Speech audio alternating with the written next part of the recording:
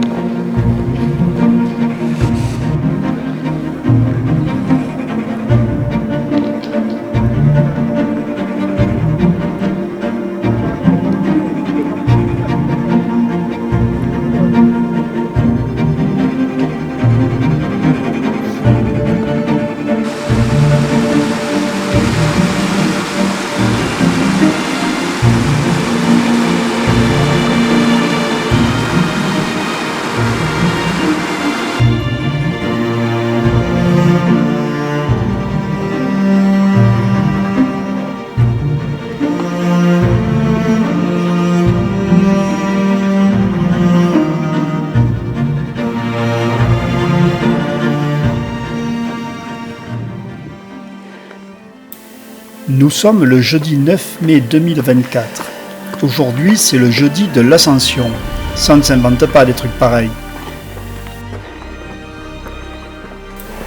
Nous voilà donc partis, Sylvie, Christian, Olivier et moi, pour une longue grimpette de plus de 1000 mètres de D+, dans la rocaille du Dévoluy, pour atteindre la grotte de la Pare, dite aussi showroom de la Pare, dont l'entrée s'ouvre à la cote 2475, c'est-à-dire 230 mètres en dessous du pic de Bure.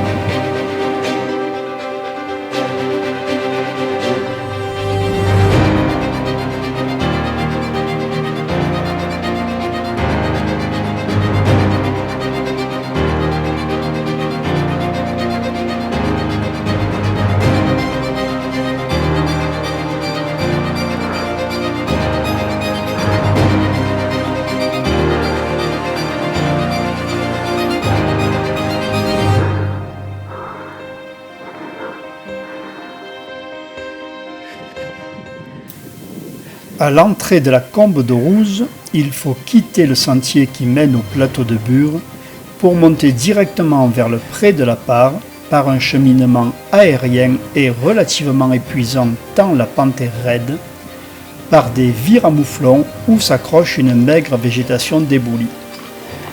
Mais la première étape, ce sera de franchir ce large névé.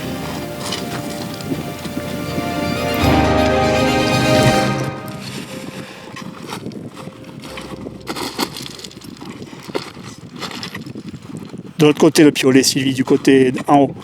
Voilà.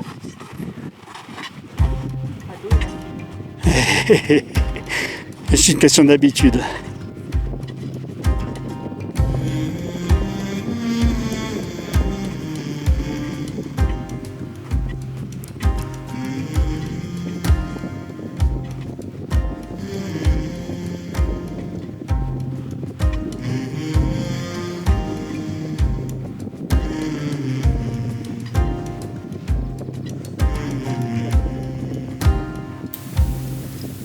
À partir d'ici, il n'y a plus de sentier. À nous de choisir notre itinéraire au mieux, plus ou moins droit dans la pente.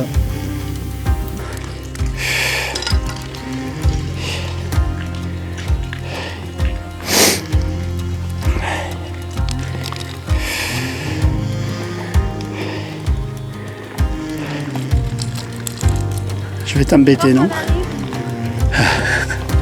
Bon, c'est bon. Après, je vais filmer. Hop. Passe, ouais. En bas plutôt, ça sera peut-être... Ouais. Tu as la petite vire là. Nickel.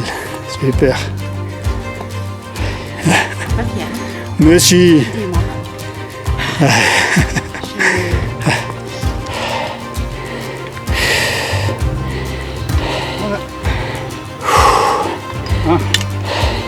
Si c'était nuageux, on n'aurait pas le soleil dans les yeux là. Ouais, ben, je préfère l'avoir un peu. Oui.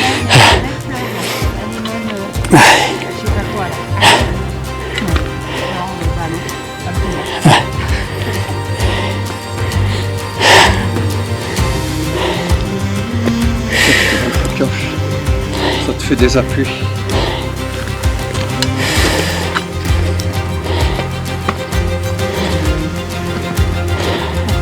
Le point de surveillance du chameau aussi.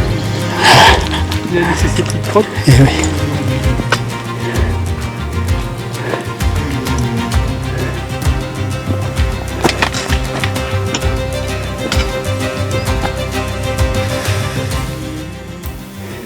La journée s'annonce magnifique. Pour autant, gravir ce mur à l'ombre nous convient parfaitement. Le pré de la Part est encore loin.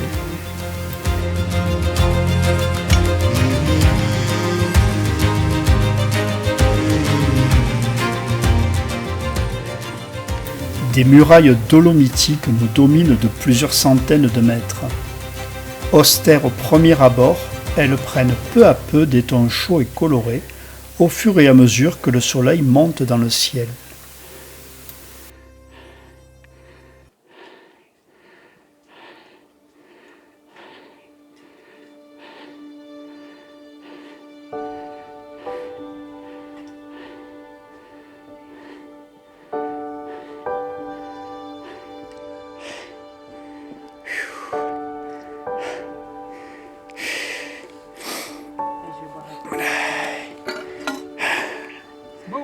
Ah.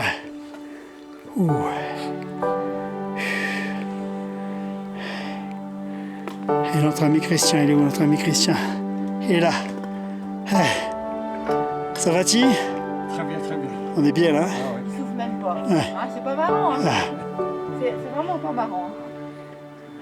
Le paysage s'ouvre vers le sud, vers la montagne de Lure tout au fond, puis vers le mont Ventoux.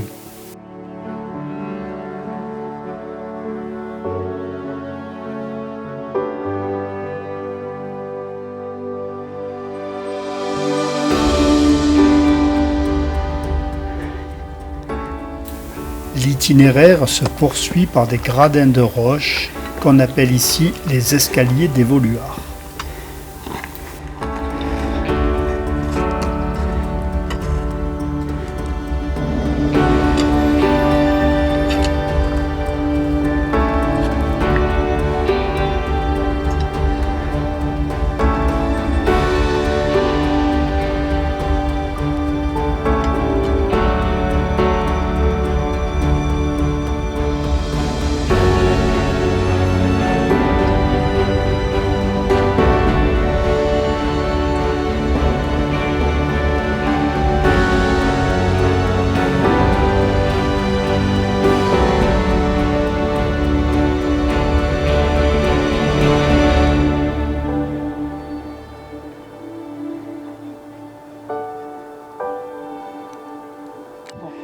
Dans Dorouge, la traversée. Bon, je m'appelle pas de Paul. Si, on fait le pas de Paul. Oui. On fait le pas de Paul. Tout Conode, puis on rentre à... Puis on rentre brisé. Mais j'ai pas pris mon maillot de bain.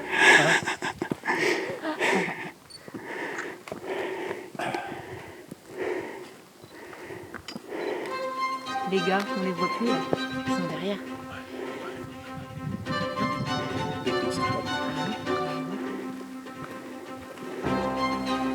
Et là, on passe à gauche ou à droite? À gauche. À gauche.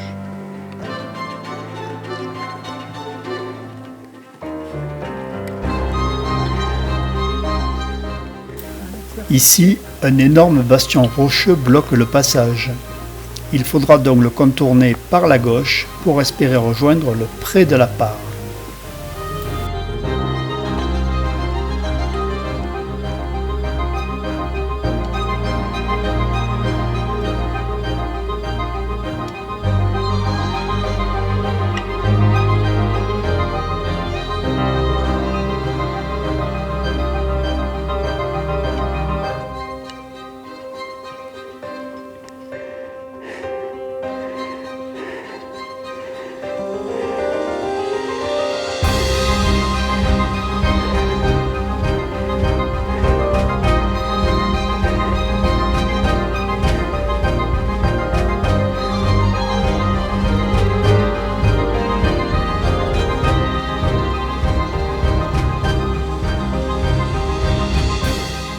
Après 3 heures d'efforts constants, nous voyons enfin la falaise du pic de la Part, au pied de laquelle s'ouvre la grotte glacée. En cette saison particulièrement humide et fraîche, le pré de la Part est encore complètement enneigé. Par chance, l'exposition sud de la pente donne une neige relativement souple en surface. Les crampons resteront pour le moment au fond du sac.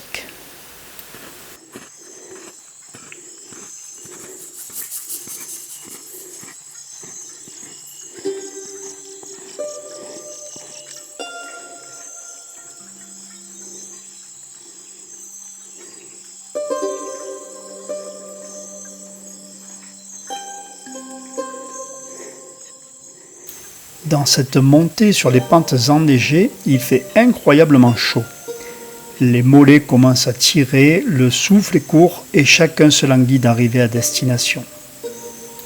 Pour autant, nous ne sommes pas au bout de nos peines et les derniers ressauts vont s'avérer particulièrement raides.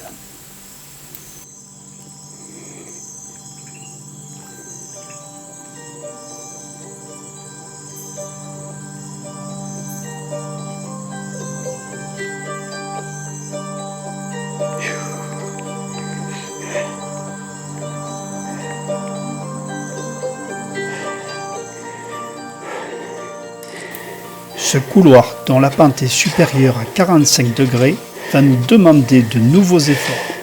C'est une chance qu'il y a encore un peu de neige sur le côté, car la pierraille est complètement instable. Chaque pas qu'on y fait nous ramène plus bas.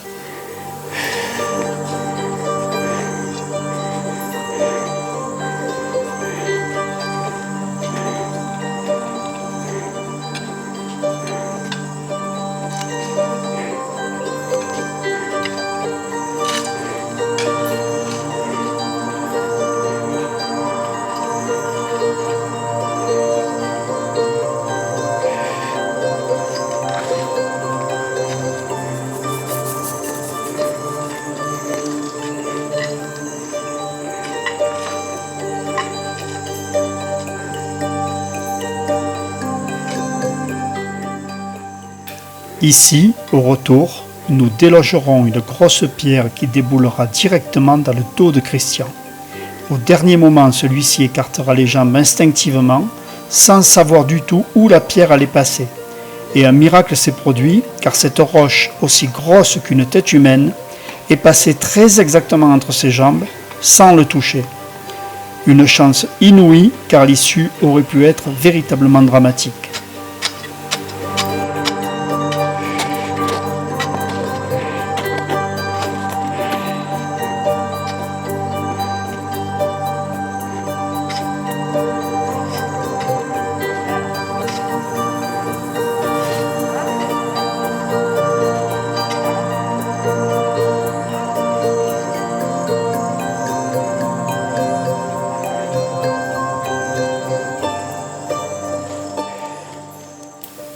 Enfin, après plus de 4 heures d'effort, nous arrivons à l'entrée du showroom de la Part.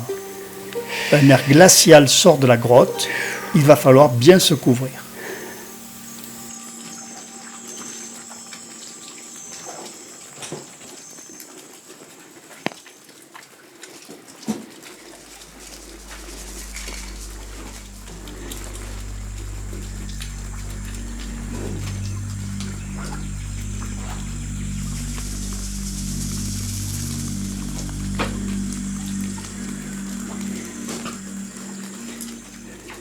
Pour visiter cette exceptionnelle grotte de glace, un équipement spécifique est requis. Les crampons sont obligatoires pour progresser dans les galeries. Le casque est très conseillé car les plafonds sont parfois très bas. Une lampe frontale puissante permet de profiter pleinement du paysage. Et enfin, bien sûr, des vêtements chauds pour se protéger du froid.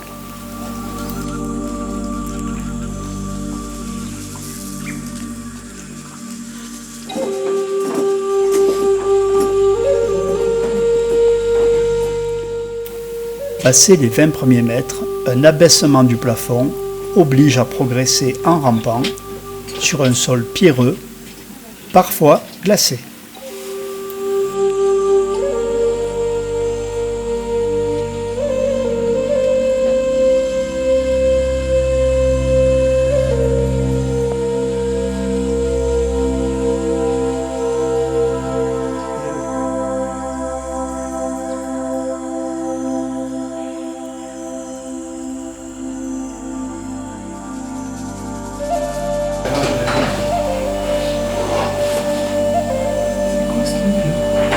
Il y a un lapin.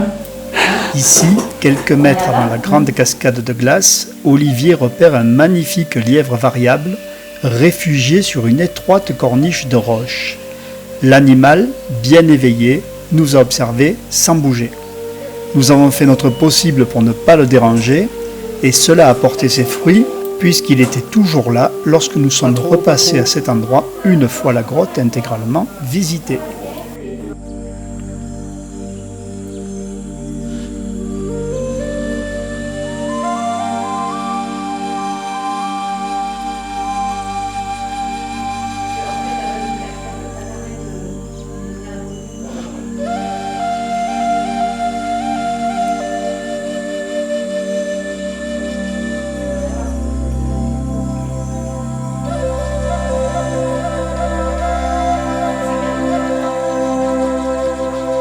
Va savoir, des chasseurs de chameaux sans doute, ou des braconniers.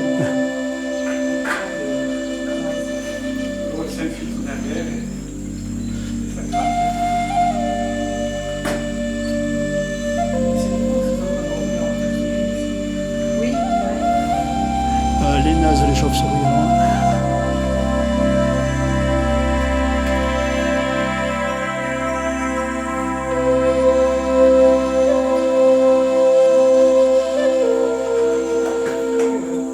Sylvie, coucou.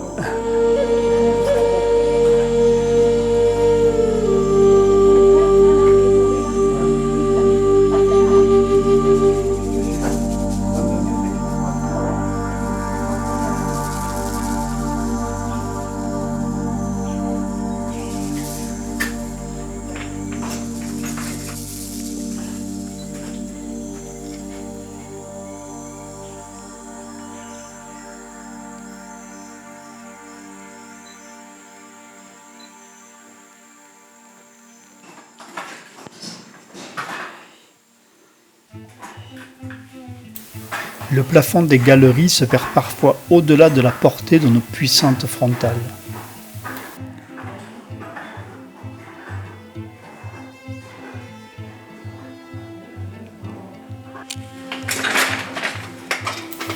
À partir d'ici et sur plus de 50 mètres, le fond de la galerie est empli d'une épaisse couche de glace bleutée, translucide.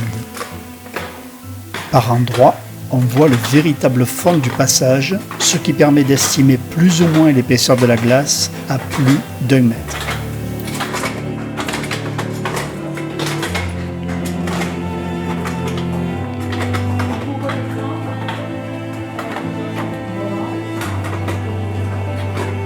Ah, c'est là le passage de la corde.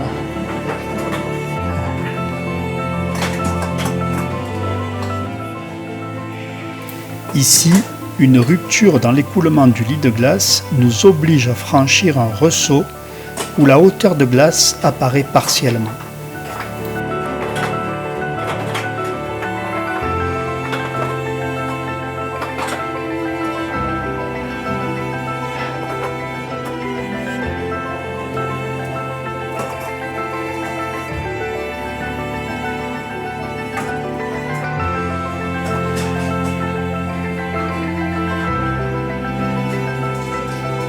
côté.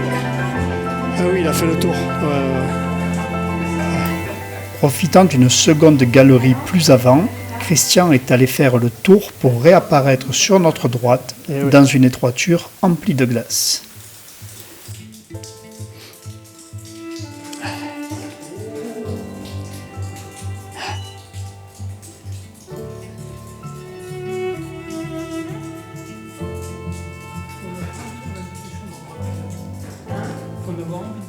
Ici, la glace plonge vers un second niveau. Hélas, aucun passage ne permet de partir l'explorer.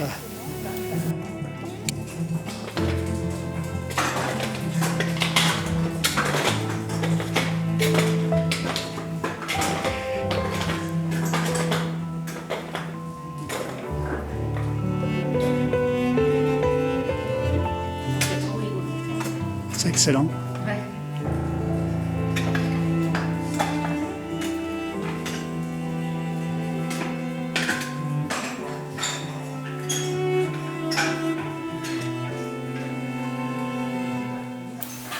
Fantômes, colonnettes, boules de cristal, aiguilles, mamelons, les formes que prend la glace lorsque les stalactites ou stalagmites se déclinent à l'infini.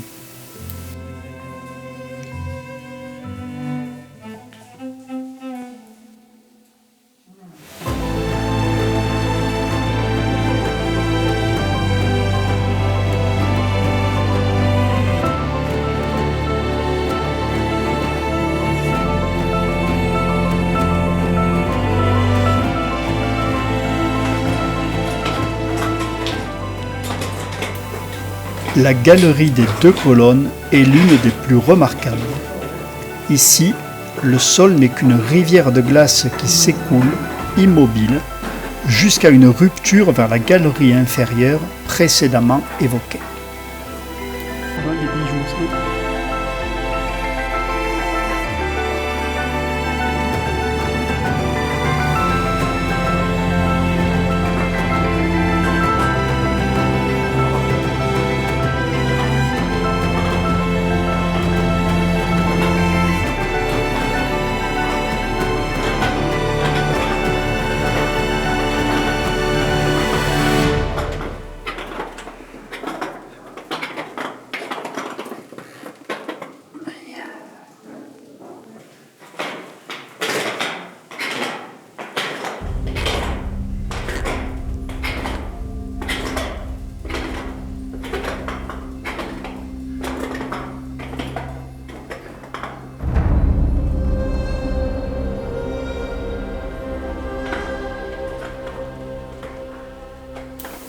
C'est en revenant sur mes pas que je découvre deux stalactites exceptionnelles. Pures comme du cristal, elles semblent être faites de verre soufflé.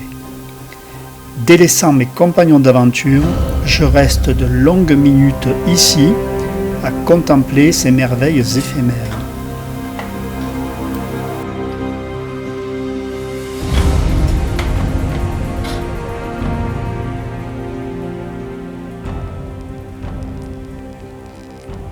En voici deux autres, stalagmites cette fois-ci, tout aussi fantastiques.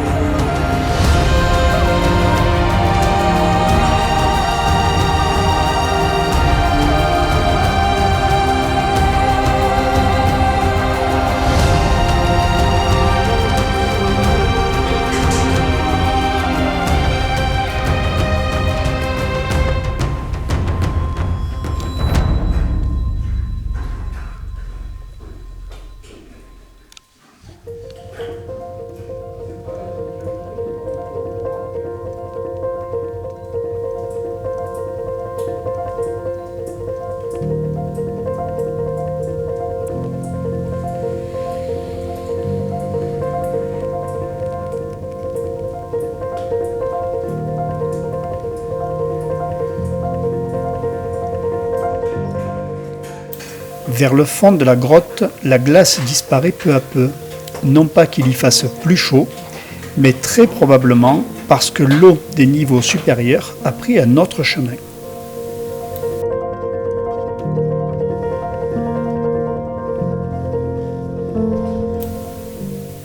Et pendant que Sylvie et Olivier retournent vers la sortie, Christian et moi poursuivons notre longue exploration en nous faufilant dans un nouveau canyon, entièrement sec aujourd'hui, où la calcite et l'aragonite s'offrent en dentelle de roche, en draperie et en volutes sculptées.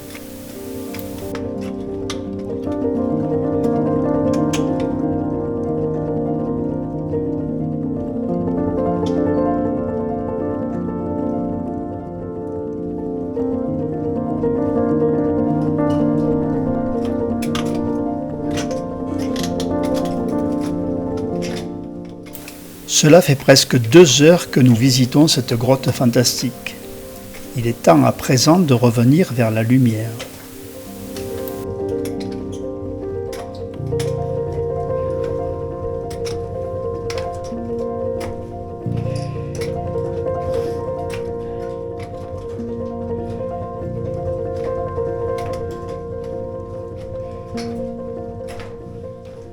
Un dernier coup d'œil à ces 2 merveilles avant de quitter définitivement la grotte.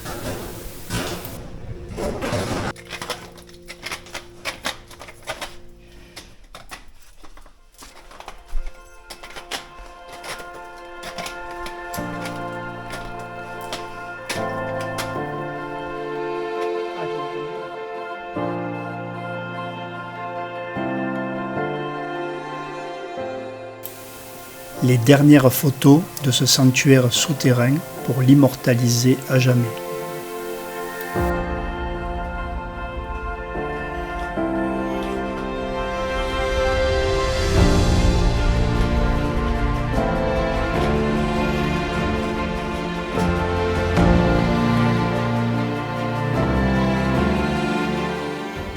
Un discret au revoir au passage à notre ami Blanchot, et puis nous nous acheminons vers la sortie.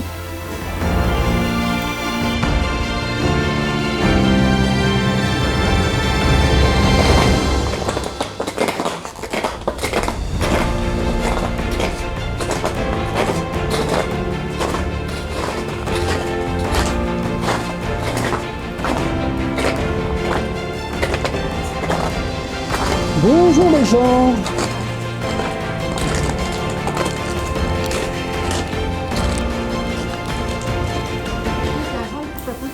Le matériel est rangé, il n'est pas loin de 14 heures, nous allons déjeuner avant d'entamer la descente.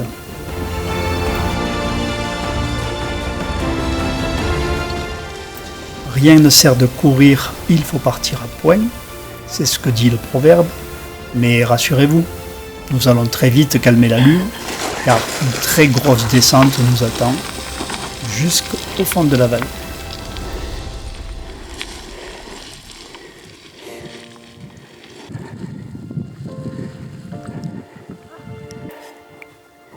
Il est 17h et c'est bien fourbu que nous dirigeons nos pas vers la voiture pour clore cette magnifique journée.